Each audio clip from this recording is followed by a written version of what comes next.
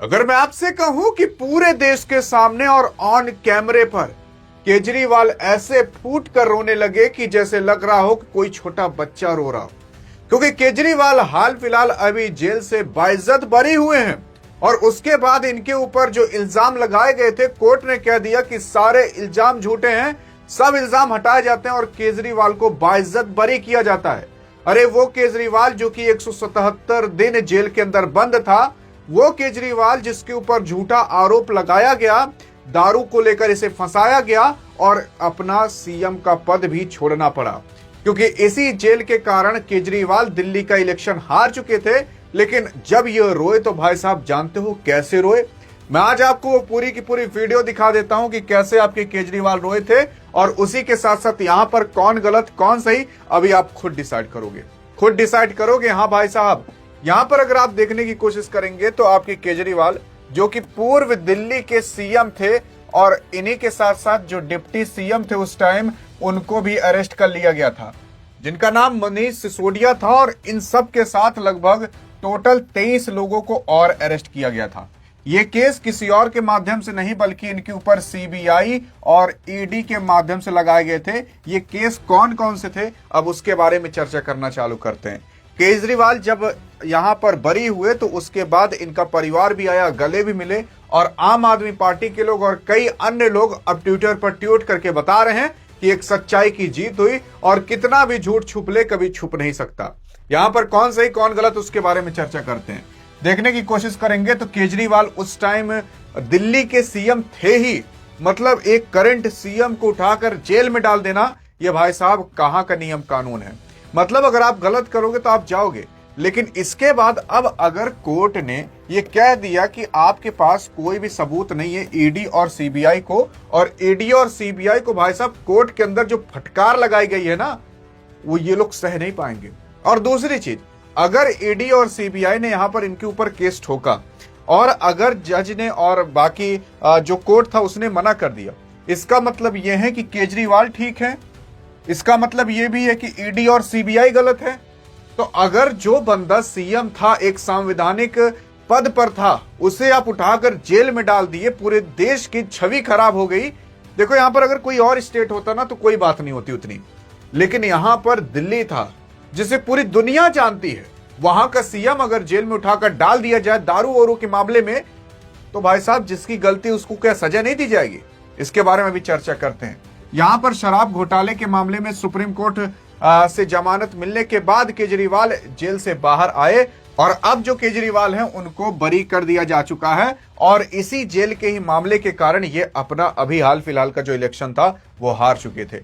लेकिन इलेक्शन के दौरान इनको कुछ समय के लिए बेल दिया गया था ताकि आप जाइए अपना प्रचार कर लीजिए और लड़ लीजिए जो भी इलेक्शन लड़ना हो। लेकिन मैं अगर आपसे कहूं कि भाई साहब पूरा केस क्या था पता है आपको? यह नवंबर 2021 की बात है, जब केजरीवाल ये सोच रहे थे कि हम जो दिल्ली के अंदर ये जो दारू वारू ब्लैक में बिकती है इन सबको रोका जाए।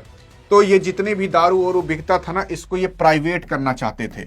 अब प्राइवेट कर देते तो इससे होता क्या यार, अगर प्राइवेट कर दिया जाता तो इससे एक प्राइवेट आदमी या कह सकते हो कंपनी के हाथ में वो पूरा का पूरा सट्टा चला जाता, भाई अब तुम बेचो, जिसकी वजह से ब्लैक में दारू नहीं बिक पाती।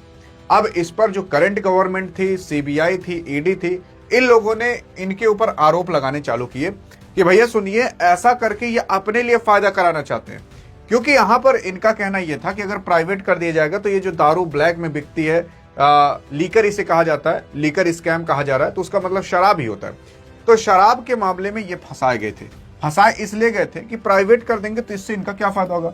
सरकार अभी जो करंट सरकार है और जो अभी करंट गवर्नमेंट है, ईडी है और जो सीबीआई है, उनका कहना यह था कि अगर ये प्राइवेट कर दिया जाएगा तो किसी एक प्राइवेट आदमी, एक कंपनी के हाथ में चला जाएगा, और केजरीवाल उस कंपनी या आदमी से बात करके जो प्रॉफिट होगा उसमें से कुछ हिस्सा अपना रख लेंगे और कुछ हिस्सा वो प्राइवेट कंपनी वाले रख लेंगे जो दारू बेचेंगे।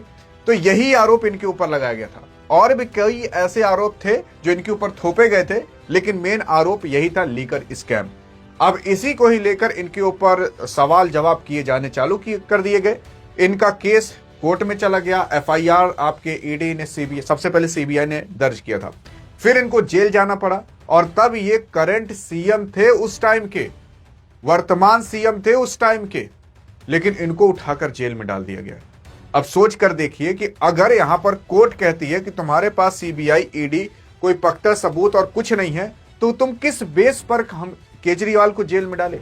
अब आप खुद सोच कर देखिए, यहां पर किसी का नहीं काटा गया, केजरीवाल तो बच गया एट द एंड। अब सीबीआई पुलिस वाले और ईडी वाले भी बचकर निकल जाएंगे। इसमें घाटा किसका हुआ?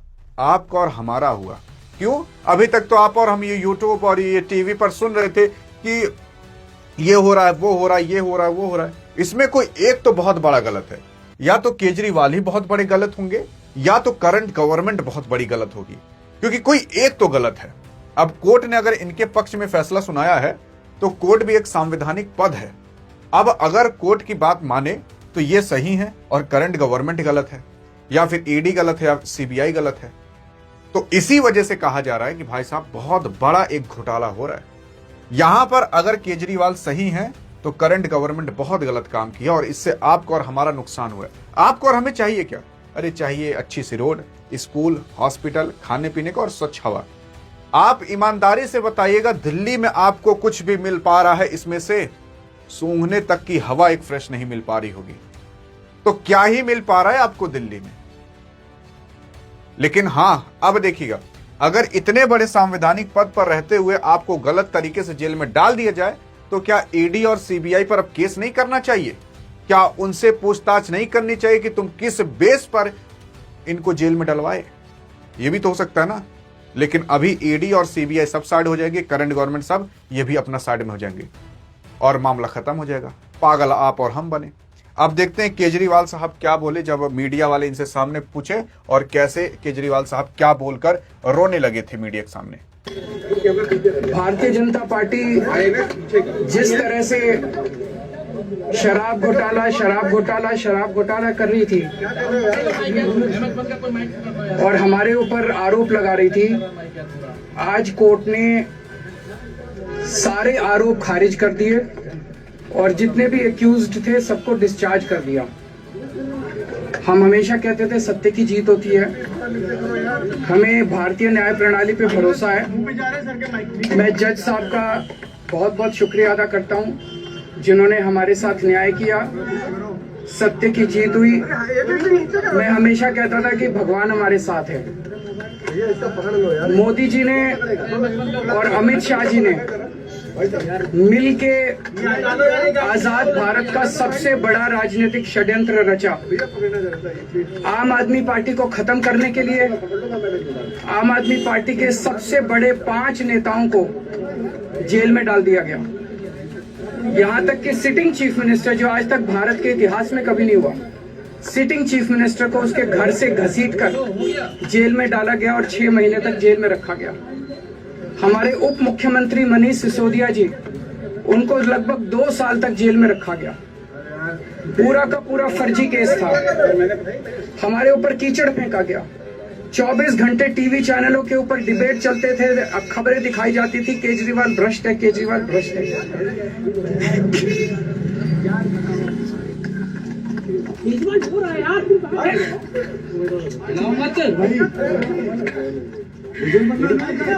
हो गया सर, संभालिए सर अपने आप, संभालिए, हिम्मत सर, लाओ मत भाई, पानी तो पानी, केजरीवाल मैंने केवल अपनी जिंदगी में ईमानदारी कमाई है। इन्होंने झूठा केस लगाया और आज ये साबित हो गया। कोर्ट ने कहा है कि केजरीवाल कट्टर ईमानदार है, मनीष सिसोदिया कट्टर ईमानदार है, आम आदमी पार्टी कट्टर ईमानदार है। मैं प्रधानमंत्री जी से कहना चाहता हूँ, सत्ता के लिए इस तरह से खिलवाड़ मत कीजिए देश के साथ, इस तरह से संविधान के साथ खिलवाड़ मत कीजिए। आपको सत्ता चाहिए, अच्छे काम कीजिए। आज देश के सामने इतनी बड़ी बड़ी समस्याएं हैं, महंगाई है, बेरोजगारी है, पूरे देश में सड़कें टूटी पड़ी है, चारों तरफ पोल्यूशन ही पोल्यूशन हो रहा है, चारों तरफ देश में इतनी समस्याएं हैं। उन समस्याओं का समाधान करके सत्ता में आइए ना।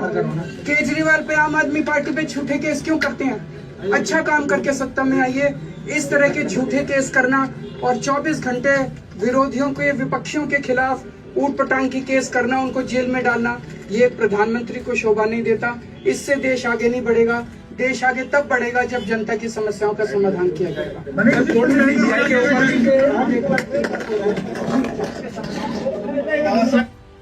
तो ये पूरा का पूरा बवाल था जो कि अभी केजरीवाल सामने किए। यहाँ पर बवाल ऐसा कुछ नहीं था, बवाल यही था कि आपके केजरीवाल साहब एज अ चीफ मिनिस्टर होने के बावजूद भी जनता के सामने रो दिए, क्योंकि यहां पर केजरीवाल से कई सारे सवाल पूछे गए और केजरीवाल के साथ जितने भी लोग अरेस्ट किए गए थे ना, उनको वाकई में ही मतलब बरी कर दिया जा चुका है, हटा दिया जा चुका है केस को। अब इसके बाद जब बीजेपी वाले कुछ नेताओं से पूछा गया तो वो कह रहे हैं कि अरे केजरीवाल ने कई सारी पेन ड्राइव, कई सारे चिप्स और कई सारे कागज को जलवा दिया था, इस वजह से कोई सबूत नहीं मिल पाया। वो बात की बात है, लेकिन अगर आपके हाथ में जब सबूत था तो वो जले कैसे? और दूसरी चीज, अगर केजरीवाल के ही पास वो सबूत था तो आपने किस सबूत के बेस पर इनके ऊपर केस डाला था? ये सारे सवाल करंट गवर्नमेंट से करने चाहिए। ये सारे सवाल जो सवाल मन में आते हैं वो केजरीवाल से भी करने चाहिए, क्योंकि अगर आप एक सिटिंग चीफ मिनिस्टर को जेल में डालवा देते हो तो कोई नॉर्मल बात नहीं है। आज तक भारत के इतिहास में दिल्ली में ऐसा कभी नहीं हुआ था कि सिटिंग गवर्नमेंट के चीफ मिनिस्टर को जेल में उठाकर डाल दिया जाए।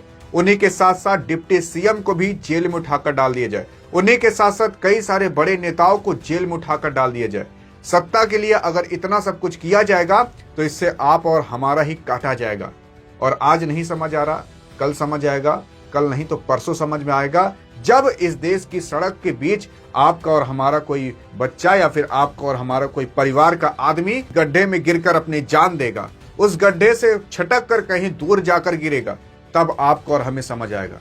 अगर आज ही सवाल करेंगे, ये सवाल करना जरूरी है, तभी गवर्नमेंट सुनेगी, और सुनेगी नहीं तो सुनाना पड़ेगा, और नहीं सुनेगी तो हम सुनवाएंगे। लेकिन सवाल यह है ना कि आप हमारे साथ होगे कि नहीं। सवाल यह है ना कि आप हमारे इस मुहिम में आगे चलोगे कि नहीं। देखते हैं कौन कौन साथ आता है, ताकि इस भारत का कुछ विकास किया जा सके। और एक भारत के नागरिक होने के नाते देखते हैं आप क्या स्टेप लेते हो। बस स्टेप यही है कि वीडियो कितना शेयर कर देना ना, ताकि सबके कानों तक ये भनक जा सके। अधिक जानकारी चाहिए तो इस वीडियो में मिलते हैं, तब तक के लिए जय हिंद, जय भारत।